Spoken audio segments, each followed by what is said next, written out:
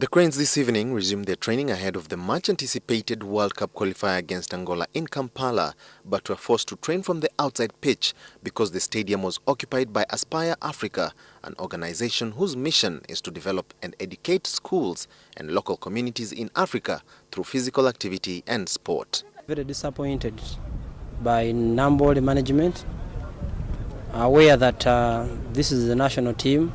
We had a game on Saturday, we have another game coming on Saturday, but when they obtain money from a group of kids to play on the turf, and the national team is sent packing to play on the ground outside, that has got a history of injuring key players before our games. We are very, very disappointed. And it is this environment we have been talking about, that it is very difficult for the national team to qualify for big events when the environment we are operating in includes arbitrary decisions like these. The FUFA Vice President in charge of administration was of the view that this should not have happened, regardless of any bookings made. Absolutely wrong. Informed or uninformed, there is no wisdom in displacing a national team that is going to play on Saturday for 3 days, simply because some team has paid some money.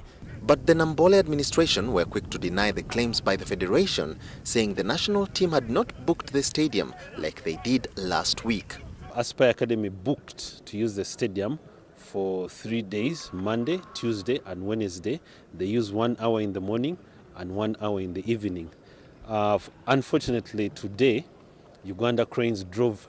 The officials of the federation brought the national team to train. They just drove in the stadium without any prior arrangement or booking like they did last week. Last week they wrote to us and they notified us that they would like to have training for the national team, and we gave them access to the stadium for 4 days.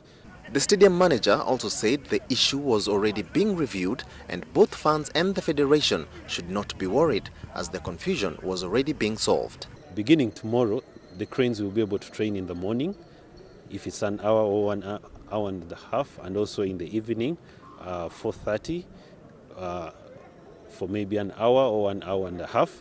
I've spoken to the manager of the Cranes team, Mr. Crispus Muinda.